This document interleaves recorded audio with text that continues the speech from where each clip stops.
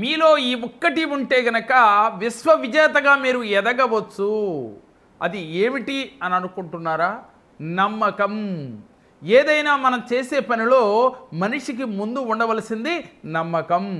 అది మీలో ఉందా? అది ఉంటే గనక మీరు విజేతగా ఉండి తీరతారు.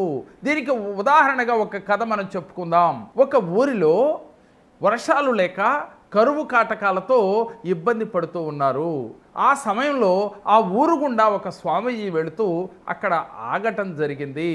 ఆ స్వామీజీని వీళ్ళందరూ అడిగారు, అయ్యా వర్షాలు లేక తినటానికి తిండి లేక పశువులు కానీ మేము కానీ అలవటించిపోతున్నాము అని అడగ్గా ఆ స్వామీజీ ఇలా చెప్పాడు, అయ్యా మీకు వర్షం రేపు 18వ తారీఖు లోపుగా మీకు వర్షం పడుతుంది అని చెప్పాడు. చెప్పి ఈ లోపుగా నేను ఒక జ్యోతిర్లింగ దర్శనానికి వెళ్ళి తిరిగి మరలా మీ ఊరికే వస్తాను అని చెప్పడం కూడా జరిగింది. ఈ ఊరిలో ఉన్న కొంతమంది చూద్దాం పడుతుందంట స్వామీజీ చెప్పారని అనుకుంటూ ఉన్నారు.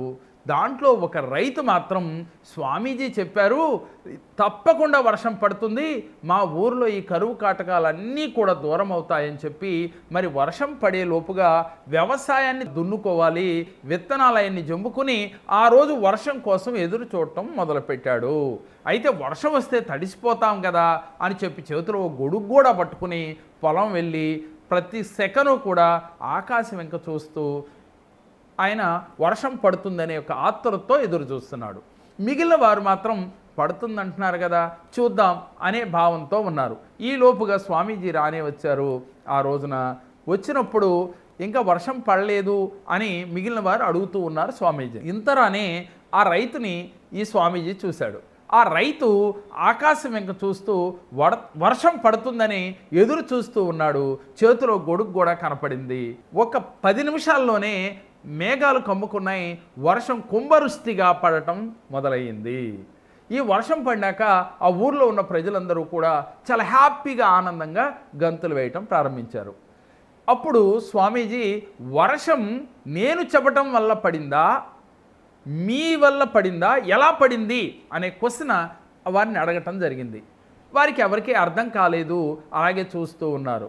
అప్పుడు చెప్పాడు స్వామీజీ ఇలా, వర్షం పడింది నేను చెప్పినందుకు కాదు, నేను చెప్పాను ఈరోజు పడుతుందని అంతే.